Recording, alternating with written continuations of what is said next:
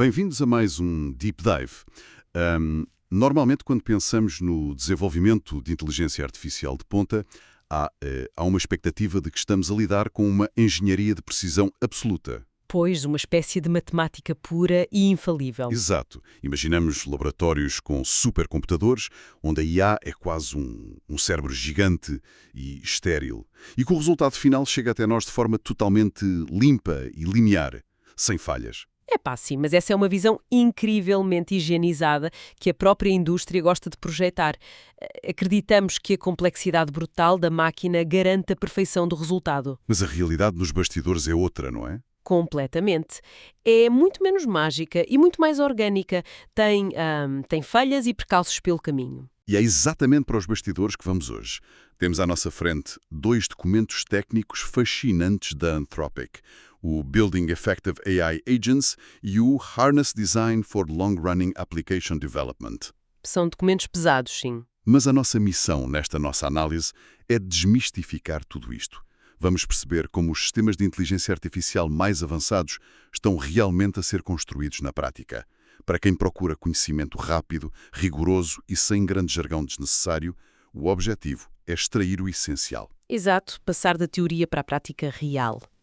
E o grande alerta de spoiler é que a IA já não é apenas aquele chatbot glorificado com quem trocamos umas mensagens de texto.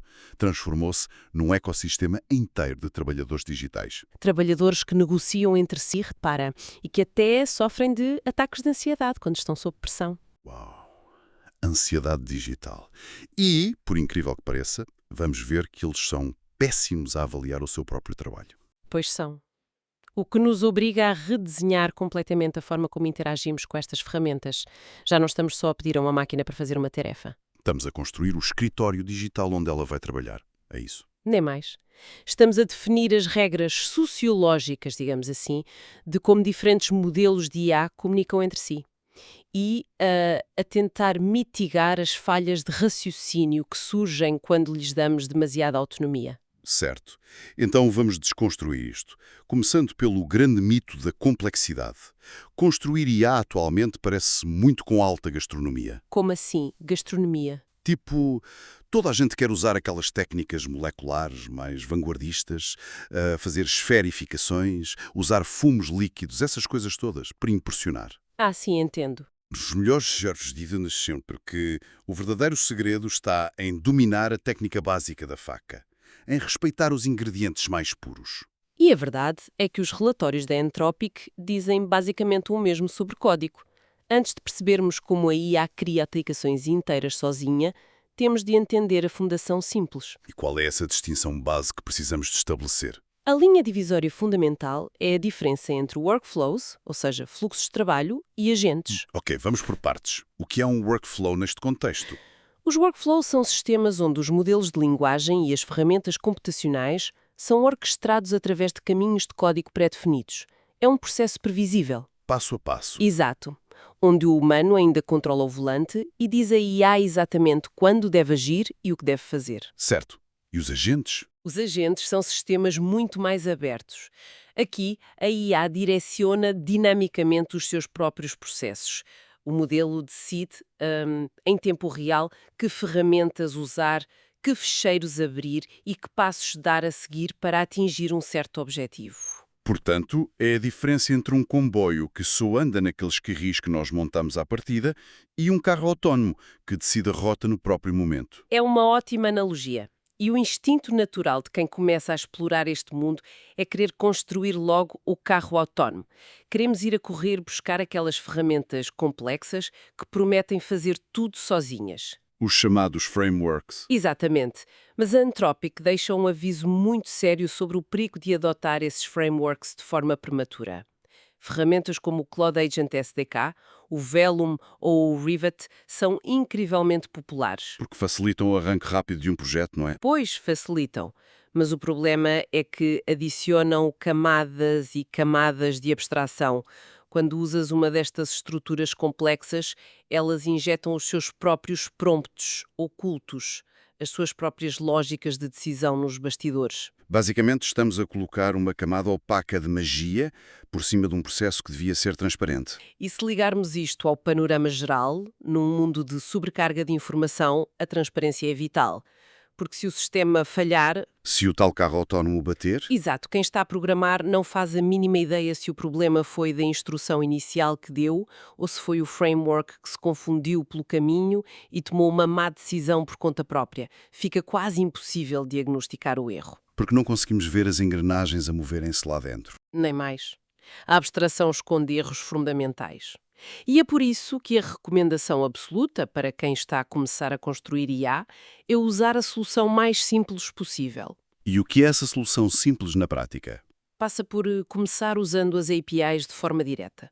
Escrevendo o código básico de comunicação com o modelo, o bloco de construção fundamental de todo este universo moderno é apenas o que eles chamam de LLM aumentado. Que é um modelo de linguagem com superpoderes, digamos. Sim, é um modelo que recebe capacidades extra. Pode fazer pesquisas na web, usar ferramentas externas como calculadoras e manter memória. E tudo isto ligado por protocolos simples. Exatamente, integrado através de protocolos padronizados, como o Model Context Protocol, o MCP, que servem apenas como cabos de ligação perfeitamente transparentes entre a mente da IA e as ferramentas do computador. E assim que dominamos esta técnica básica da faca, a conversa evolui para a forma como organizamos o trabalho destas mentes digitais. Se vamos fugir das abstrações mágicas, temos de estruturar o trabalho com padrões lógicos. E o documento da Anthropic oferece um autêntico catálogo de padrões de arquitetura, padrões de workflows que as empresas estão de facto a usar em produção com muito sucesso. Qual é o mais simples para começarmos? O mais simples é o prompt chaining, ou encadeamento de prompts. Em vez de pedir à IA para fazer uma tarefa gigante toda de uma vez, nós decompomos a tarefa numa sequência de passos muito claros. Dá-me um exemplo prático disso para quem nos ouve. Claro, imaginemos que queremos gerar um texto de marketing complexo. Em vez de pedir tudo a um só modelo, usamos um modelo focado apenas em escrever esse texto. E só depois de estar perfeito é que passamos esse texto para um outro modelo isolado, focado apenas em fazer a tradução para várias línguas. Estou a ver. A vantagem mecânica desse encadeamento é a redução massiva da carga cognitiva em cada passo. Precisamente, o modelo não se perde a tentar equilibrar o tom criativo do marketing com as regras gramaticais da tradução em simultâneo. Faz todo o sentido. E a seguir, na hierarquia, o que temos? Temos o routing, ou encaminhamento. Este padrão serve para classificar o input inicial e decidir quem é que vai fazer o trabalho a seguir. Tipo um departamento de apoio ao cliente. Exato.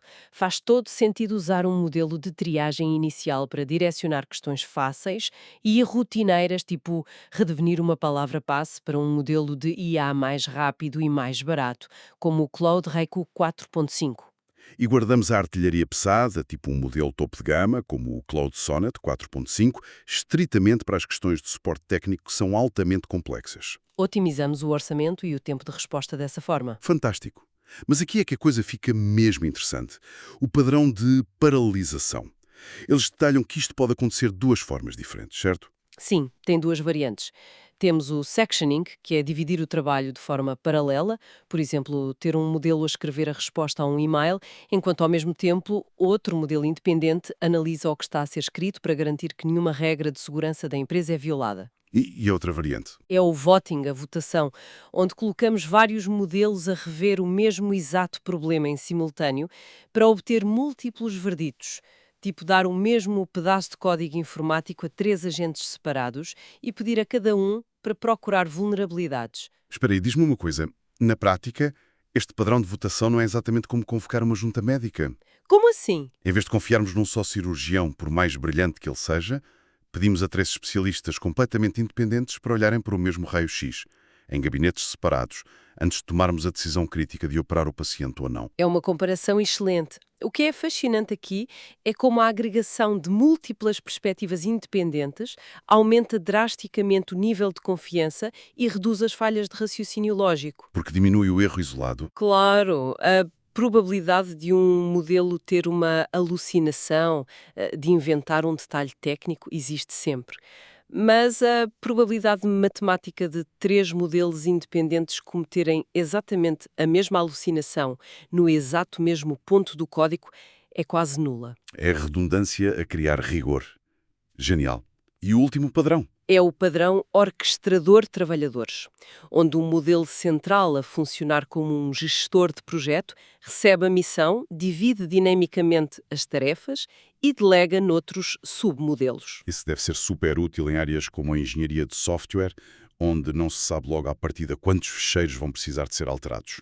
Pois, o orquestrador vai analisando a situação e despachando trabalhadores consoante a necessidade da obra. E é aí, nessa fronteira, onde temos modelos a gerir o trabalho de outros modelos, que chegamos ao padrão mais complexo e intrigante detalhado pela Anthropic. O padrão avaliador-otimizador. Exatamente. Que serve de ponte perfeita para os desafios de tarefas longas. Porque a tentação inicial de qualquer equipa é simplesmente pedir a um agente para criar algo fantástico e, no fim, perguntar-lhe: olha lá, avalia o teu próprio trabalho e diz-me o que pode ser melhorado. O que resulta num desastre absoluto.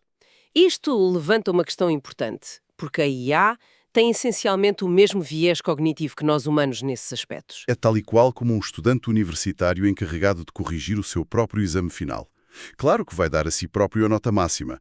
Vai dizer que a caligrafia estava um pouco tremida, mas a essência do que queria dizer era brilhante. A IA sofre de uma simpatia artificial crónica.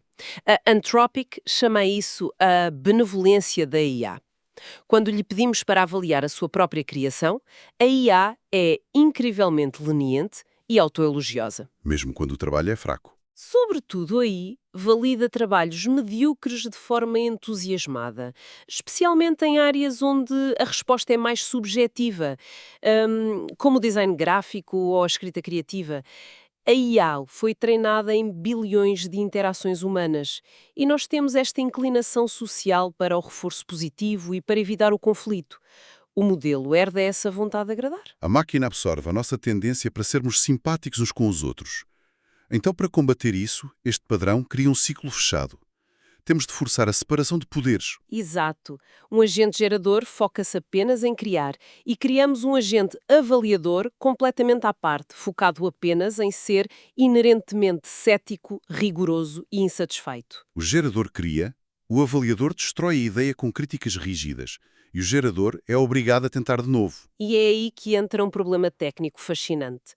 Manter estes ciclos ativos durante muito tempo introduz um fenómeno na máquina que é surpreendente. É tal ansiedade de contexto. Eu fiquei boquiaberto ao ler isto nos relatórios. A IA sofre de ansiedade de performance. Sim, o que acontece na prática é mecânico, mas assemelha-se mesmo ao nervosismo humano. Todos os modelos têm uma janela de contexto. Que é essencialmente a memória a curto prazo deles durante uma tarefa, certo? Pois, é como se fosse o espaço físico numa secretária de trabalho. À medida que o agente trabalha durante horas a ler ficheiros, a escrever código e a receber as críticas do avaliador, essa secretária vai ficando cheia de papéis. E depois? Quando modelos como o Claude Sonnet sentem que a sua janela de contexto se está a aproximar do limite, começam a ter a percepção de que o espaço para pensar está a acabar. É tipo quando faltam 5 minutos para entregar um teste de matemática e começamos a inventar resultados à pressa só para preencher as cruzes antes que o professor puxe a folha. Exatamente isso. A máquina apressa o trabalho, toma atalhos lógicos e dá a tarefa como concluída, prematuramente. Sacrifica a qualidade apenas para encerrar a sessão. E a solução para curar esta ansiedade digital não foi apenas dar mais memória ao modelo. Eles inventaram os resets de contexto. A abordagem mais óbvia seria pedir à IA para fazer um resumo do que aconteceu até ali. Tipo, compactar o histórico. Mas isso dilui detalhes críticos. A solução genial dos resets é varrer a secretária por completo. Como é que isso funciona na prática? Quando o agente começa a ficar sobrecarregado, o sistema congela o processo. Exige que o agente preencha um documento de transição altamente estruturado, um ponto de situação exato com as próximas tarefas pendentes. De seguida, o sistema limpa a memória e injeta um agente fresco que só recebe esse documento. Portanto, para este novo agente, a secretária está totalmente limpa. Assume a tarefa com a sensação de ter todo o tempo e clareza mental do mundo. Nem mais. E esta teoria de separar quem cria de quem avalia e dar-lhes paz de espírito através de reinícios de memória que permite construir os chamados harnesses. Harnesses, que significa algo como um arreio de trabalho ou uma estrutura de contenção. Exato. E o documento ilustra como as equipas usam estas arquiteturas multiagentes para resolver tarefas massivas na vida real, tanto em trabalhos muito subjetivos como em código puramente objetivo. O primeiro caso de estudo é fenomenal, no design de front-end, na criação de páginas web, que é um território muito difícil para a IA, porque a tendência é criar sempre o genérico AI slop. O AI slop é aquele padrão estético tão óbvio e mediano que é logo detectável, tipo gradientes roxos aborrecidos como fundo para cartões brancos com sombras arredondadas. Exato. Uma coisa sem alma nenhuma. E o desafio do Harness era como obrigar o modelo a sair dessa mediocridade. E conseguiram isso através da tal separação implacável. Deram ao agente avaliador critérios rígidos de qualidade, originalidade e funcionalidade. Mas a grande inovação foi a forma como o avaliador via a página. Ele não olhava só para o código-fonte, pois não? Não. Usaram uma ferramenta chamada Playwright MCP. Em termos simples, isto dá ao agente de IA um rato e um teclado invisíveis, permitindo-lhe navegar autonomamente pela página web como se fosse um utilizador humano. Fantástico. O agente abre a página, tira capturas de ecrã, tenta clicar nos botões e depois critica asperamente o gerador. Sim, e o resultado num projeto para criar um site de um museu de arte holandesa foi um verdadeiro momento de viragem. O famoso 10º ciclo. Conta lá como foi. Durante 9 rondas consecutivas, o agente gerador esteve ali a refinar uma página que até era elegante, mas o avaliador continuava a chumbá-la no critério de originalidade. Pressionava sempre por algo inovador. Exatamente. E ao 10º ciclo, sob essa pressão crítica constante, o agente gerador sofreu uma espécie de ruptura criativa benéfica.